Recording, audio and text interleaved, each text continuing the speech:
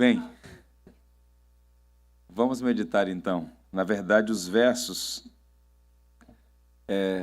Colossenses 4, versos 2 a 6. Vamos pensar sobre os 3 pilares da vida cristã. Uma breve meditação nessa porção bíblica.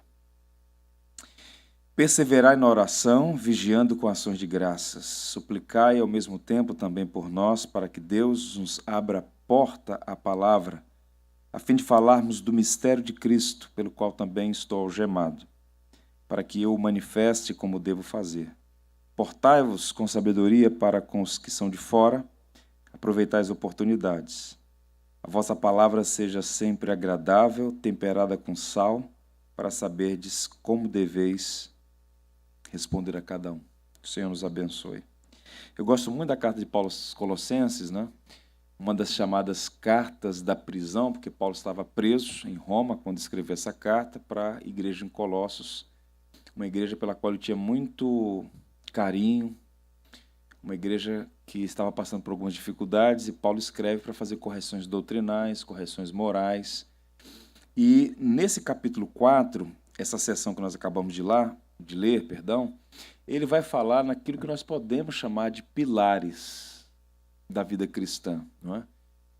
A vida cristã ela tem a sua dinâmica, ela tem os seus princípios e algumas verdades que nós já conhecemos, de tempos em tempos, nós precisamos trazer à memória novamente. O que eu vou compartilhar com os irmãos aqui, os irmãos já sabem, nós precisamos tão somente trazer à memória esses princípios, esses pilares que Paulo apresenta aqui.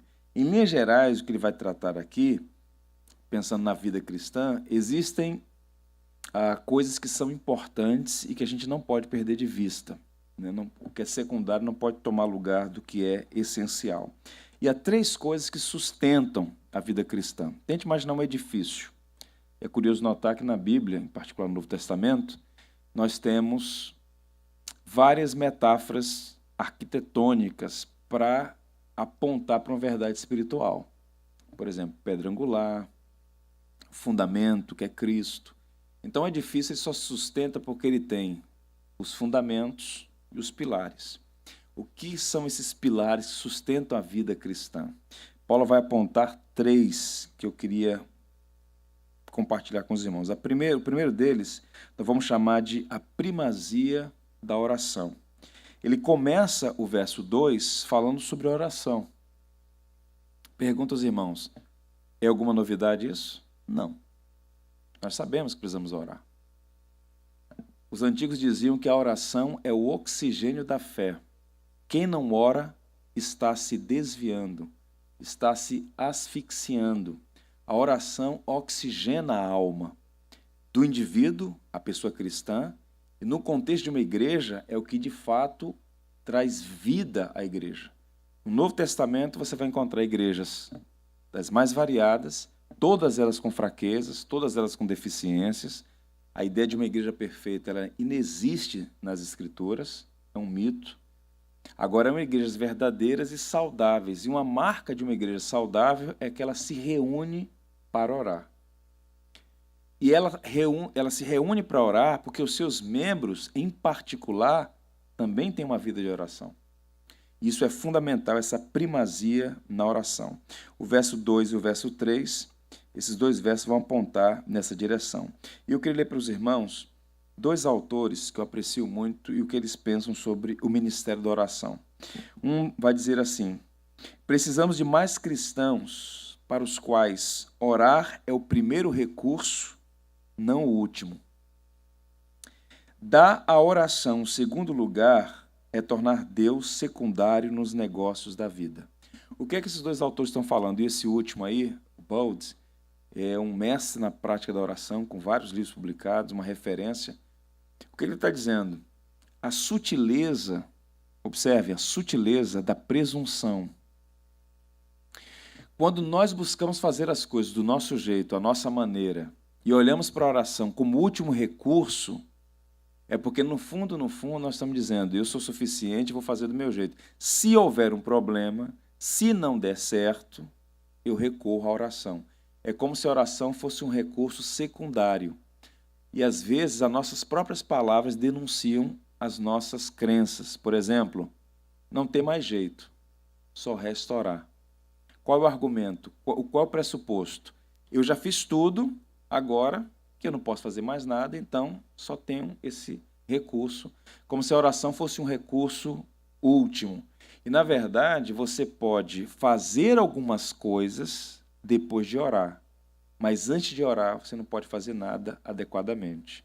Portanto, esse é um princípio fundamental. E quem está falando isso? Quem está apelando para aquela igreja quanto à necessidade de orar? O maior teólogo da igreja, o maior plantador de igrejas, o maior escritor do Novo Testamento, um homem de erudição, um homem de muitos predicados e qualidades. Mas ele pressupõe que ele precisa orar. E ele então encoraja, porque Paulo só chama aquela igreja para a prática da oração porque ele mesmo é um exemplo, ele é um homem de oração. Nosso Senhor Jesus Cristo, você vai ler nas narrativas do Evangelho, estava sempre recluso em oração. Tendo despedido a multidão, afastou-se para um local deserto e ali orava. Alta madrugada, levantou o Senhor e foi para um tempo de oração. Agora, essa palavra oração, no vocabulário evangélico, vamos colocar assim, ela tem sofrido desgaste, às vezes ela é muito superficial. E a oração, ela é muito ampla, o conceito bíblico de oração, a prática da oração. Alguns anos atrás, nós fizemos uma conferência teológica lá na Betel sobre o ministério da oração com o Dr. Hevster Maia, a oração cristã à luz do Pai Nosso. Uma coisa preciosíssima. Então, a oração ela precisa ser examinada à luz das Escrituras. E nessa passagem, Paulo vai falar sobre algumas características da oração cristã. Primeiro, a oração deve ser perseverante. Ele vai dizer assim, observe no verso 2, perseverai na oração. Então, o próprio Senhor Jesus falou sobre o dever de orar sempre sem esmorecer. Paulo falou sobre orar sem cessar. Então, nós todos temos uma facilidade para começar a orar. Por exemplo, eu estou falando sobre oração aqui agora, e é possível que amanhã você fale, a partir de amanhã eu vou orar mais, eu vou orar com mais intensidade. Mas alguma circunstância, uma dificuldade aqui ou acolá, tende a nos desanimar, e aquilo que deveria ser constante passa a ser intermitente. Então, a necessidade de fazer da oração um hábito. Orar todo dia e o dia todo. A perseverança em oração. Tendo cuidado para a gente não ceder ao que alguns têm chamado de taxocracia, essa ditadura da pressa, porque tem uma tendência inata no ser humano, até por conta da presunção, da vaidade, do orgulho, da altivez, da tentativa de ser senhor das coisas, de programar, ou pelo menos tentar programar as coisas ao seu jeito. Então a gente começa a orar e planejamos uma resposta, determinamos prazos, e a Bíblia não ensina sobre isso. Fala para orar e esperar no Senhor. Há pessoas que têm orado há alguns anos, algumas há décadas, em favor de algo ou por algo que ainda não receberam.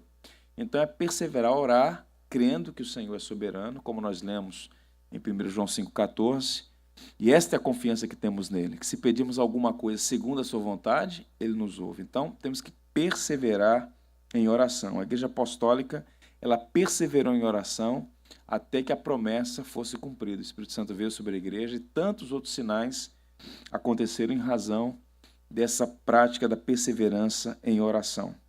Ainda mais, vigilante. Ele vai dizer, perseverar na oração, vigiando. Essa palavra é muito curiosa, porque essa palavra que foi inventada pelos cristãos, né? A palavra que aparece aqui no texto grego é a palavra Gregório, que surgiu a palavra Gregório. O nome Gregório nasce nessa passagem da Bíblia. Gregório significa o quê? Ou Gregório é a palavra original aqui. Significa fundamentalmente estar acordado, permanecer alerta. Então o que é que Paulo está dizendo? Que nós temos que perseverar em oração, estando alerta, vigiando. Nós não estamos num parque de diversões, nós estamos num campo de batalha. A gente não sabe o dia de amanhã. Jesus Cristo disse para nós orarmos e vigiarmos para não entrarmos em tentação. Então, é fundamental ter esse espírito de sobriedade, vigilância, né? Quando você está num local que lhe é familiar, que você sente-se seguro, você fica mais leve, mais tranquilo. Mas quando você vai para um ambiente que aparentemente é hostil, escuro, que tem a fama de ser perigoso, você fica mais atento, tipo Central do Brasil, olha para um lado, olha para outro. Nós estamos num mundo de muitos perigos e de muitas ciladas. A vigilância tem que ser permanente, permanente, com dois problemas agravantes. Nós temos o adversário de nossas almas que milita contra nós, e nós temos um adversário que vive conosco, o nosso próprio coração. Um inimigo fora e um inimigo dentro. Temos que vigiar permanentemente. E mais, vigiando com ações de graça. A oração deve ser gratulatória. Ele fala sobre estar atento, sobre vigiar, mas com gratidão, com ações de graças. Isso é interessante porque a gratidão, ela é uma marca do crente. A alegria é uma marca da vida cristã.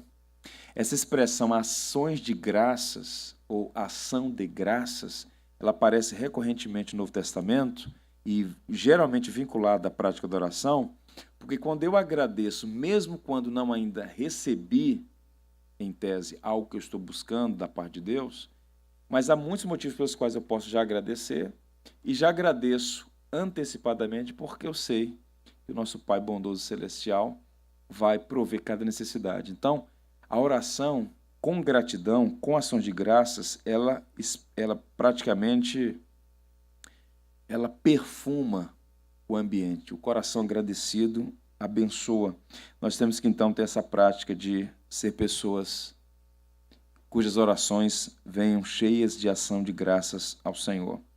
A oração deve ser também intercessória. Observe o verso 3. Paulo pedindo oração.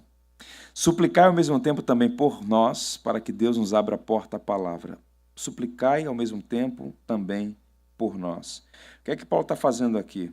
Paulo está encorajando aquela igreja a orar por ele, e com isso Paulo dá uma aula aqui àqueles irmãos sobre uma necessidade que nós não podemos abrir mão. A necessidade de orar não apenas por nós mesmos, não apenas por aqueles que são do nosso círculo mais próximo, mas ter na nossa jornada uma conduta, um hábito de ser intercessores. E o intercessor é aquele que se coloca no lugar de outro, que intercede em favor de outro. E nós temos tantas necessidades. Ainda há pouco nós oramos por alguns motivos aqui, não é? Então, quando você para durante o dia, em algum momento das suas orações, intercede por outras pessoas, além de ser um sinal de piedade, você acaba também sendo agraciado. E nosso Senhor, como disse lá no Evangelho, orou pelos seus discípulos. Ele orou até por nós. Oro não apenas pelo que tu me deste, mas por aqueles que hão de crer, não é? Então nós também fomos objetos da oração de Jesus. Então nós precisamos aprender a orar e a interceder por outros também. O Spurgeon disse assim em um de seus livros: como esperar um Pentecoste se nem ainda fomos despertados para orar? Primeiro vem a igreja toda, unânime, perseverando em oração, só depois vem o Pentecoste. O que ele quer dizer com isso? Outro fenômeno como aquele de Atos 2. O que ele está dizendo é que, geralmente, as ações extraordinárias de Deus na vida da igreja são precedidas de orações do seu povo. Tanto é que a igreja que o Spurgeon pastoreou, o Tabernáculo Metropolitano, que foi um fenômeno no século XIX, uma igreja chegou a ter 7 mil membros. Hoje em dia é comum você ter mega igrejas, algumas com milhares de membros, mas à época era um fenômeno sem precedentes, uma igreja em uma cidade com 7 mil membros. E ele começou a pastorear aquela igreja ainda muito jovem, na casa dos 20 anos. E o fenômeno daquele crescimento de igreja. Foram então entrevistá-lo, um grupo de repórteres, e ele então teria dito, inclusive esse material foi até publicado no Jornal Batista alguns anos atrás, que o segredo era o sistema de aquecimento da igreja.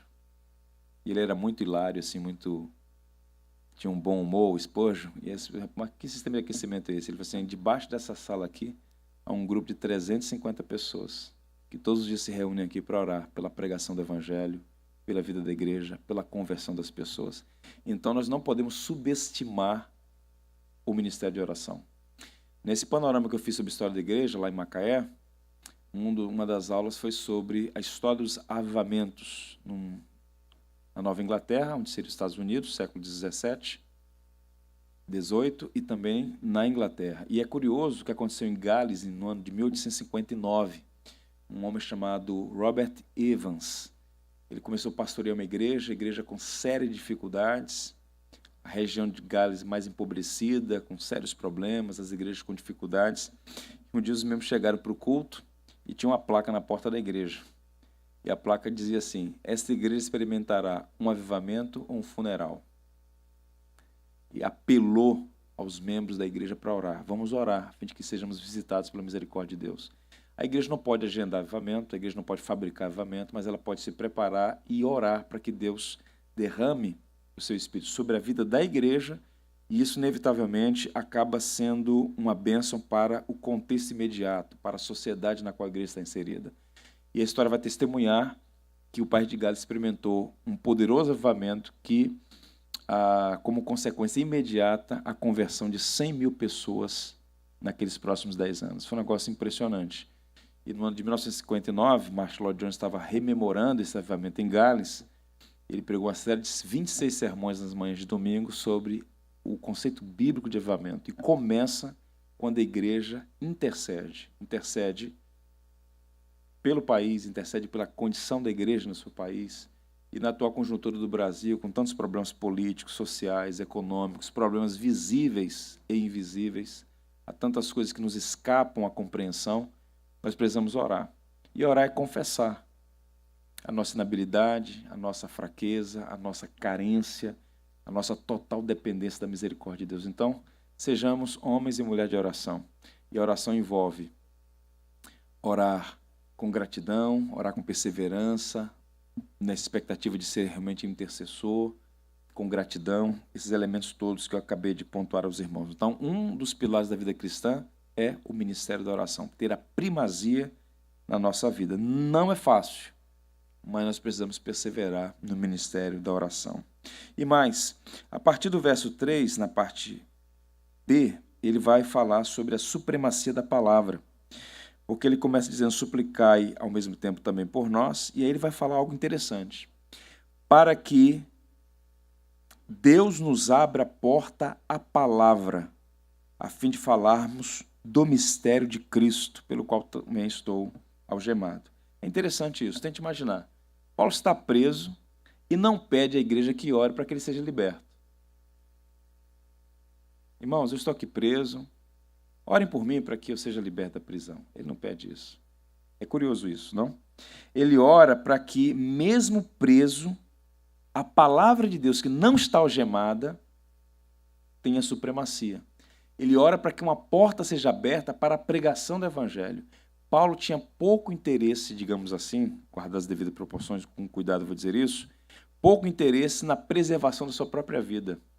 O foco desse homem é o evangelho, a conversão de pessoas, a edificação da igreja. Ele mesmo havia dito, lá escrevendo, se despedindo dos presbíteros de Éfeso, lá em Mileto, no Atos capítulo 20, em nada considero a minha vida preciosa, conquanto que se cumpra em minha vida a carreira e o ministério que recebo do Senhor. E qual ministério? Pregar o evangelho da graça de Deus. Portanto, Paulo tinha um grande apreço pelo ministério da pregação. Ele ora para que a palavra tenha primazia. E quais são os cortes aplicativos aqui de imediato?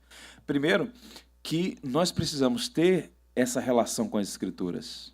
Apreço, devoção, leitura, estudo diligente, afeição pela palavra, gratidão por ter esse tesouro em nosso próprio idioma, as possibilidades que nós temos de acesso a conteúdos, a informações, a mestres que podem nos ajudar na compreensão das passagens bíblicas, um local de culto onde nós podemos vir domingo após domingo e receber ensino instrutivo, bíblico, saudável para fortalecer a nossa fé.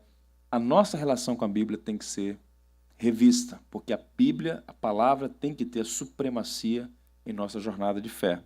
Isso é tão verdadeiro que os missionários americanos, quando vieram para o Brasil, plantaram aqui a Igreja Batista, e logo depois, com muito esforço, eles construíram lá o Seminário do Sul, construíram a capela, e ao lado da capela, a biblioteca. A biblioteca foi uma das maiores da América Latina décadas atrás. E na biblioteca, você tem lá uma quantidade expressiva de livros para preparar os pastores, para pregar a palavra, e nessa pregação, orientar a igreja a olhar para as Escrituras como algo preciosíssimo que deve ter lugar especial no nosso coração. E na fachada da capela tem uma frase em grego que é um texto de Paulo a Timóteo, que diz assim: prega a palavra. Então, quando o seminarista, quando as pessoas que lá vão, olham aquele texto e perguntam: o que é aquilo ali? Aquilo ali é a recomendação bíblica. Prega a palavra. E o texto está lá em Timóteo, capítulo 4, versos 1 e 2. Conjuro-te perante Deus e Cristo Jesus, que há de julgar vivos e mortos pela sua manifestação e pelo seu reino. Faz o quê? Prega a palavra, insta, quer seja oportuno ou não, corrige, repreende, exorta com toda a longanimidade e doutrina. A pergunta é: nós temos aproveitado a oportunidade para anunciar a palavra? Nós temos orado por aqueles que anunciam a palavra? Essa palavra tem que ter a primazia na vida da igreja, de duas maneiras. No nosso estudo pessoal, na nossa devoção particular, familiar, na ambiência da igreja e no púlpito. A palavra tem que ter a primazia. Uma coisa muito curiosa, né? Sobre isso eu vou falar em outro momento aqui na igreja, talvez ainda nesse segundo semestre, sobre a arte de ouvir a pregação. Hoje nós temos duas carências no Brasil. Nós temos a carência de pregadores, não há mais pregadores, o número de pregadores está cada vez mais pequeno, e nós temos também uma carência de ouvintes. Nós não temos mais ouvintes. A arte de ouvir a pregação, ela foi perdida. Então, nós precisamos orar para que Deus nos dê a graça de ouvir. Ouvir como? Como os Tessalonicenses, que receberam a palavra que Paulo estava pregando, não como palavra de homem, mas como palavra de Deus. Ouvir como os bereanos, conferindo para saber se o que Paulo estava dizendo estava em conformidade com a palavra. Ouvir ou receber a palavra como aquele terreno fértil da parábola do bom semeador, né? A palavra penetra e dá frutos, e multiplica e cumpre o seu propósito. Então nós temos que ver nessa perspectiva. O Thomas Brooks disse assim: se você quer que Deus o ouça quando você ora, precisa ouvi-lo quando ele fala. Não é? Ele corrigindo a igreja. Não é? Nós precisamos aprender a ouvir, não é? E ouvir a palavra de Deus. E a palavra tem que, de fato, ter a primazia na nossa vida. No Salmo 1, que é o portal do saltério, tem aquela frase maravilhosa, cheia de vigor, alta densidade teológica. O salmista diz que o justo tem prazer na lei do Senhor e nela medita de dia e de noite. Então, é você não apenas ler, meditar. Essa palavra tem que ter a supremacia, primazia na nossa vida. Tinha na vida de Paulo, mesmo encarcerado. Curioso notar que na última carta que ele escreve, a segunda carta a Timóteo, uma carta que ele estava se despedindo, inclusive, né, dizendo que ele tinha completado a carreira, guardado a fé, estava preparado, ele pede a Timóteo que venha ao seu encontro e que traga os livros, especialmente os pergaminhos. Até na última hora, esse homem queria estar em contato com as Escrituras, com os livros. Estava sempre disposto a aprender, mesmo na antessala da morte. Isso é muito interessante numa geração como a nossa, que perde tantas oportunidades. O livro de Provérbios diz que a alma farta pisa os favos de mel, mas para a sedenta até o amargo é doce. Então vamos valorizar as Escrituras. Então, oração, palavra e uma coisa interessante aqui, o testemunho. Observem os versos 5 e 6. Portai-vos com sabedoria para os que são de fora, aproveitai as oportunidades, a vossa palavra seja agradável, temperada com sal, para saberdes como deveis responder a cada um. Essa expressão, sabedoria para os que são de fora, para os judeus, de fora são aqueles que não são judeus. Para todo judeu, o não judeu é um de fora. E para todo o crente, o não crente é o de fora. E o que é que Paulo está fazendo aqui nesse momento? Ele está fazendo um apelo. A palavra tem que ter a primazia na nossa vida, a oração tem que ter a primazia na nossa vida e a responsabilidade de dar bom testemunho do Evangelho. Portai-vos com sabedoria para os que são de fora. Há pessoas, meus irmãos, que nunca leram um verso das Escrituras. Podem até ter um exemplar na casa, um exemplar da Bíblia, muitos nem têm. Mas uma coisa é certa, todos os dias alguém está lendo uma Bíblia muito especial. A Bíblia segundo Giovanni, a Bíblia segundo Bruno, a Bíblia segundo Regina, a Bíblia segundo Paulo. Nós devemos ser esta carta lida por todos os homens, o testemunho. Porque as palavras, elas têm importância. A palavra, a fé vem pelo ouvir.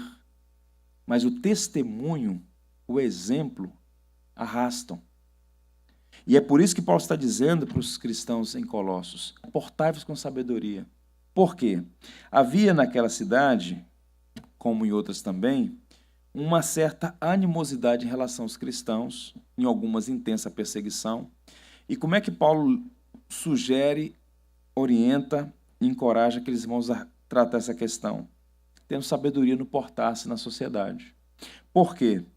Os cristãos naquele momento eles eram alvo de zombaria, de injúrias, de calúnias, e eram comum eles serem acusados de 3 coisas. Vejam como as coisas são. Eles eram acusados de serem ateus. Os primeiros cristãos eram acusados de serem ateus, porque o mundo era politeísta, e os cristãos diziam, esses deuses não são nada, só o Senhor é Deus, o Deus único e verdadeiro. Então os cristãos no primeiro momento foram acusados de serem ateus, de menosprezar os múltiplos deuses e divindades que havia no mundo greco-romano.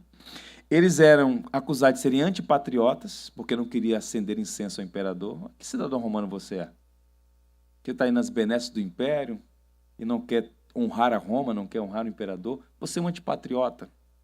Os cristãos eram considerados também imorais, porque se reuniam às portas fechadas.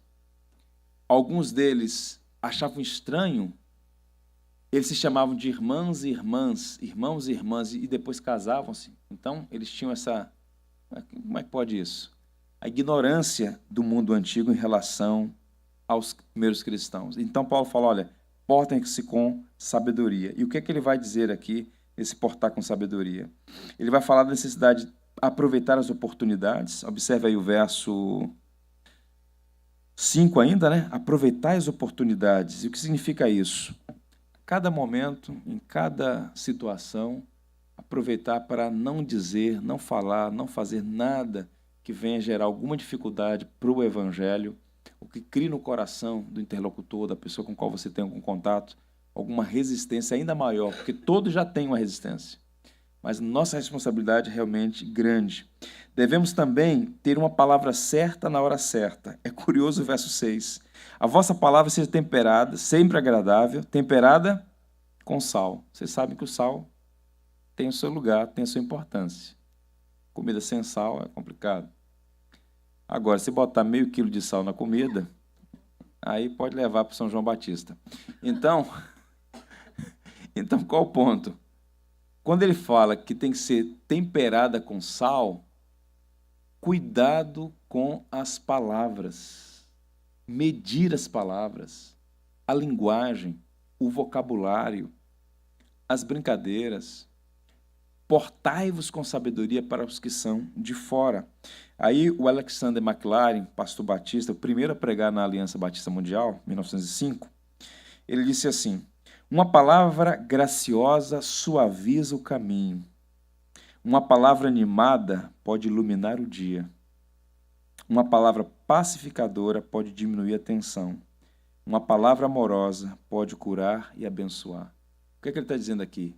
Sobre a necessidade de nós usarmos as nossas palavras para abençoar. Então, Paulo diz, olha, porte-se com sabedoria, deem testemunho. Tempere as suas palavras, que elas sejam agradáveis.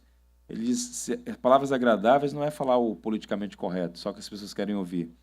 Palavras agradáveis significam palavras que possam glorificar a Deus, que não venham trazer vergonha para o Evangelho. E eu encerro lendo Efésios 4, 29. Nessa mesma direção, Paulo diz assim, não saia da vossa boca nenhuma palavra torpe, e se unicamente a que for boa para edificação, conforme a necessidade, e assim transmita graça aos que ouvem. Essa primeira expressão, e não sai nenhuma palavra torpe, a ideia de torpeza aqui não é o que a gente chamou de palavrão. Palavrão, que é uma coisa feia, tem um elemento cultural, que pode ser um palavrão aqui, pode não ser em outro estado. A palavra torpe que Paulo diz aqui é a palavra que envenena. A palavra torpeza aqui é essa ideia. Não sai da vossa boca nenhuma palavra que envenene aquele que ouça. Aí ele vai fazer o contraste. E sim, a única que seja para edificação. As pessoas, ao ouvirem você falar, que as suas palavras transmitam graça. Então, observe que Paulo está falando aqui de um pilar da vida cristã, o testemunho. Nós temos que ter sabedoria com os de fora, sobretudo com aqueles que não são cristãos, parentes nossos, vizinhos nossos, amigos nossos.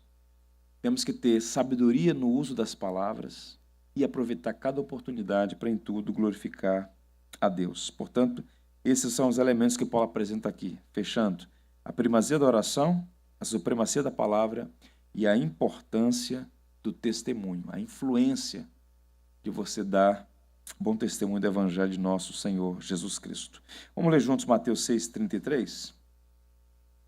Buscai primeiro o reino de Deus e a sua justiça, e todas essas coisas vos serão acrescentadas. Que assim seja. Que o Senhor nos abençoe. Amém, meus irmãos? És a nossa estrela da manhã, Cordeiro Santo que nos trouxe a paz. Em tuas mãos está todo vencer, resposta a todo aquele que clama. A verdade é tua palavra que não pode mentir.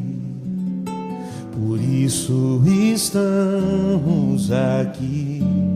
Vamos do começo? És a nossa estrela da manhã, Cordeiro Santo que nos trouxe a paz.